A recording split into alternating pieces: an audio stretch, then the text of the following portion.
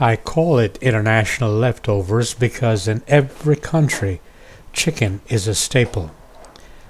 And it doesn't matter whether you got your chicken from your favorite place of KFC, Bojangles, Popeye, Church's, Farm Fresh, no matter, you will almost always end up with leftover chicken.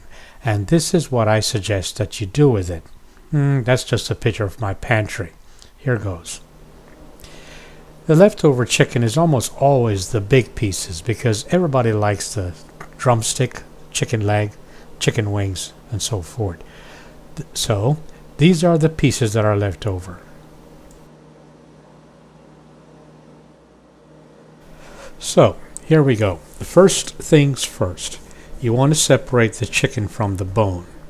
And you want to keep that chicken meat, I don't care, keep the skin if you like, or discard the skin.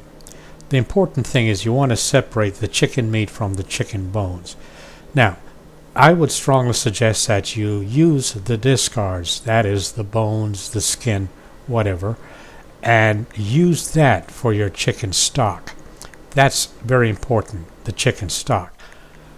It just so happens that I like scallion, and that's what I'm going to use in my chicken stock. I also like Scotch bonnet pepper, but be careful. Here I'm using 1/4 of a Scotch bonnet pepper because I think a half would be too much. I'm also using scallion, as you see, and thyme. And I'm also using 1 chicken bouillon cube. You may use whatever brand you like. I just happen to have Knorr. That's all. Now you put that all together. Scallion. I should have added onions and garlic, really, because I do like onions and I do like garlic. Anyway, for this demonstration, put the things in that you happen to like. And just put away the chicken for now, because we'll get back to that in just a little while.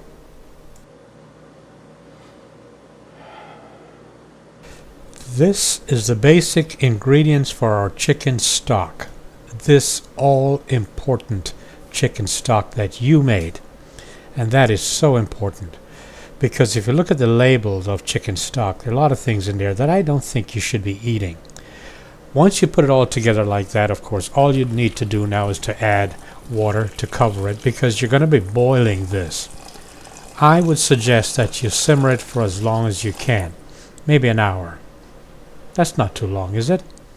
Simmer it for about an hour. That is, you bring it to a boil, and once it gets going really, really well, then just go ahead, put a lid on it, turn the stove down to a simmer, and simmer that down, because that's going to be your chicken stock. Later, you will take all the big pieces out, the bones and all the parts that you don't like, and you will discard that. But let it simmer for about an hour.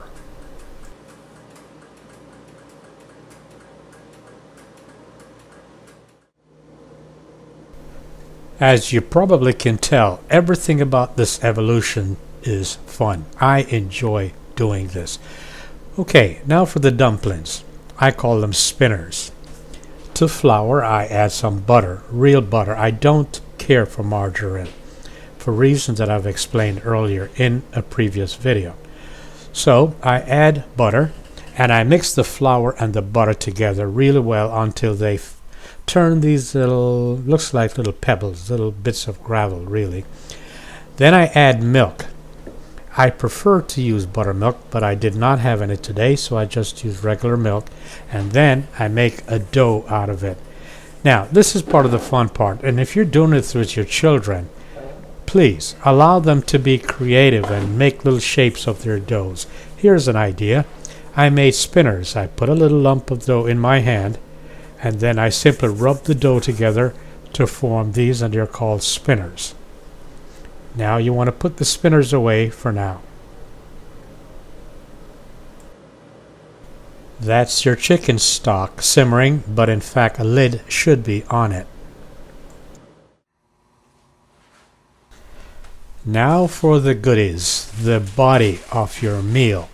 I use potatoes. Actually, if I had some, I would use Jamaica yellow yam, or other goodies like that. Be creative. It's like I've always said, cooking is a creative process. So, I use potatoes, I use scallion, I use a little bit of a bell pepper. I also added some celery. Now, celery is something that you either like or you don't like. In the interim, of course, you want to cut them up to bite-sized pieces, which is what I did.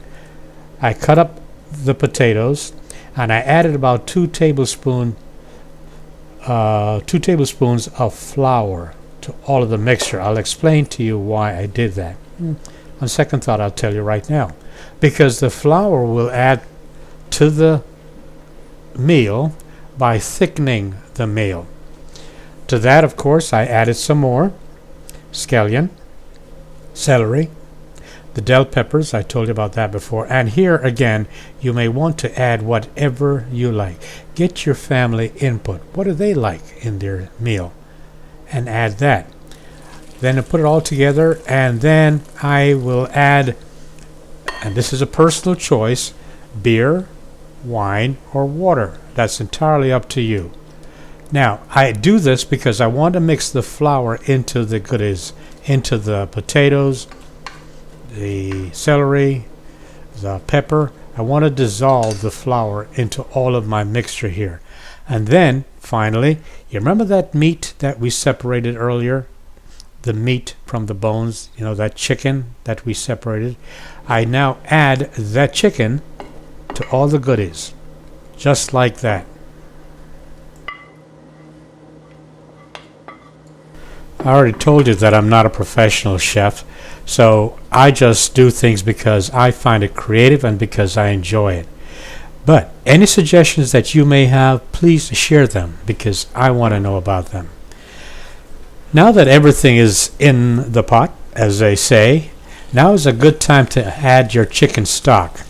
After you have removed the bones, the skin, all the goodies, now add your chicken stock, and of course you want to bring that to a rapid boil and then simmer. Remember, everything is already cooked anyway, so this should be ready in about, 30 minutes or so. As soon as these little spinners are done, dinner is served. Cooking to me is fun and it's creative. I remember some years ago I did a cooking video of a Jamaican recipe, and I received this email from this man who told me that that was not authentic Jamaican because his mother never cooked it that way. Anyway, put the lid on and have it simmer. Now here's a little trick I want to tell you about.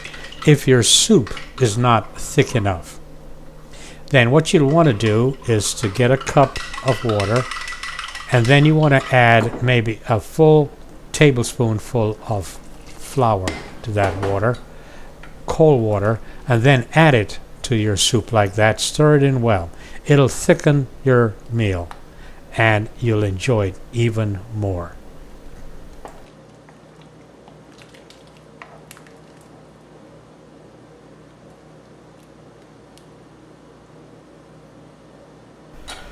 Okay, so that's me. Leftover chickens cooked Microdac style, and I hope you like it. This, I think, will give you an opportunity to get your entire family involved and be creative. Let your family members add their own delicious way of adding to this meal. I found it to be delicious, and I thoroughly enjoyed cooking it, and I thoroughly enjoyed eating it. My only problem is my usual problem. I make too much, and when you live by yourself with no one to share it, that's not a good thing. Bon appetit, and please continue to write to me. Thank you very much.